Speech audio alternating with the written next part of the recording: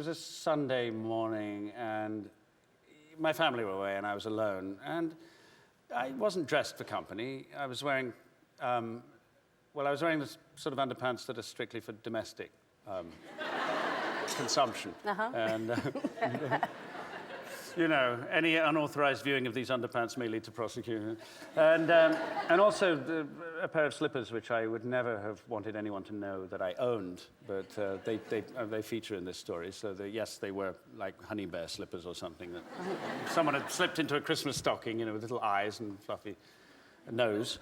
And that was what I was wearing. And I walked into my living room, and I needed to open the sash window to the backyard. Thank you for being here, Colin. Thank you. Now, a lot of people, I don't know if you know this, but a lot of people really hate doing shows like this because it's the part of the job. I mean, the acting, the creative part is always the fun part, but going out and doing, because you're not used to being in front of an audience all the time. A lot of people aren't comfortable with that, and I know you don't like doing shows like this, so thank you. Well, thank you. No, this is already a pleasure. You've converted me. No. You say both your guests are going to be sitting here? All of you sit, well, once you're usually finished... there's a sofa, isn't there? No, then Jenna sits on top of you, yeah, and then that's the way we do it here. Everyone stacks on top of one another. Yeah. No, you'll leave, so you don't have to be out here. Okay.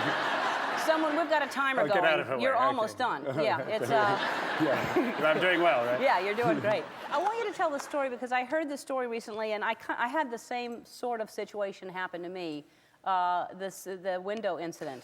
The window incident. I'll call it that. What do you call it? Yes, I don't. I try not to talk about it actually, and it's but it's out there now, and I'm okay if you want to hear it. To start with, just to set the scene, I'm not a neighborly sort of person. I don't do neighbors. I don't dislike people generally, but you know how when you start off on a long flight, you don't make conversation at the beginning. Oh, yeah. Because you don't know who you're going to be stuck with. Right. So maybe you'll start up a conversation 20 minutes before you land, because the stakes are lower. So if I'm about to move house, then I'm prepared to meet my neighbors, but not when I first move in. Right. So I'd been living in my house for about a week, and it was a Sunday morning, and my family were away, and I was alone, and I wasn't dressed for company. I was wearing, I was wearing the sort of underpants that are strictly for domestic consumption. And, you know, any unauthorized viewing of these underpants may lead to prosecution. And also a pair of slippers, which I would never have wanted anyone to know that I owned, but they feature in this story. So yes, they were like honey bear slippers or something that someone had slipped into a Christmas stocking, you know, with little eyes and fluffy nose. And that was what I was wearing. And I walked into my living room, and I needed to open the sash window to the backyard, but it was jammed, and I noticed actually it was locked. So I went to get a key, and the only way to get up so that I could unlock it was to perch myself on the radiator, which was under the window. It was a very sharp-edged radiator, so I needed the slippers, and I climbed up, and I poised myself in that position, unlocked the sash. I didn't realize the sash cord was broken, which meant the upper sash came slamming down, taking 3 of my fingers with it into a kind of credit card-sized crack. And I was therefore suddenly at the mercy of, well, my neighbors, really, because there was nobody at home. I had a friend due to come round at about 2 o'clock that afternoon. I couldn't really wait. How long is that, 5 hours or whatever? So your fingers are stuck. My fingers are stuck in there. And so the only option, it seemed, was to use the word help. So I got the word help out, and it was ineffectual.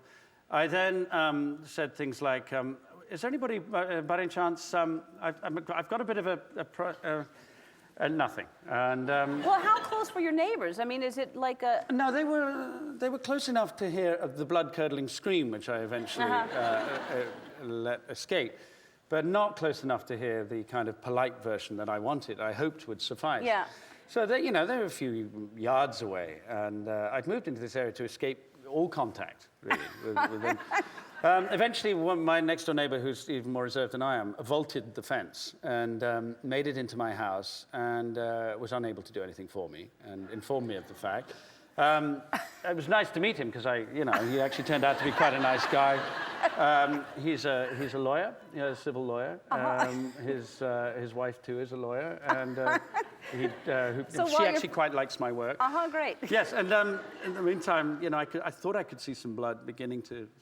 I mean, you must have been in pain. I was in intense pain. And how did he get in your house? Was your door locked? We don't talk about that either. Oh, you were just talking about. He got in through the back door somehow. I mean, I must have already opened that in the morning, and the doorbell rang, and I just thought, oh God. I mean, this guy can't help me. Maybe that's the fire brigade. Maybe someone's heard my cries, and well, it wasn't the fire brigade. It was my entire neighborhood, and and they all stood there discussing my problem. And, no one was pushing the thing, trying to. Oh no, there was some attempt to move it, but no one could do that. And they were discussing the window and my underpants, and there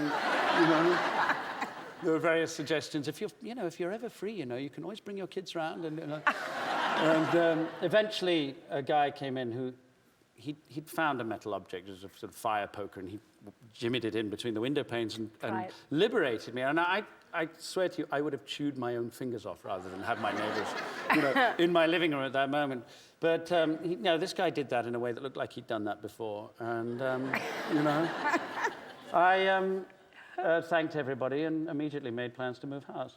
Wow, that's amazing. Well, it's a good lesson. Never, no matter how much you think you're alone, don't wear an outfit like that, because you don't know what's going to happen. Always dress for the public. Dress for the public. You never know. All right, we have to take a break. We'll be right back. We're back with Colin Firth, who has a new movie out, Nanny McPhee. And Nanny McPhee is a hit in England. How long has it been out in England? It came out in October sometime, and I think. It's doing really, really well. It went through the roof. We were very surprised, yeah. And I was one of those, optimism's never been my strong suit, and I thought it was strictly for 5 to 8-year-olds. In fact, everyone's going over and over again. It's adorable. Yeah. It's adorable, and it's coming out. When is it coming out here? Next Friday. Next Friday. So the kids, how many kids are in the 7 kids in the movie? Yes, you see, there are actually 8 because the baby was twins. Pretty overwhelming.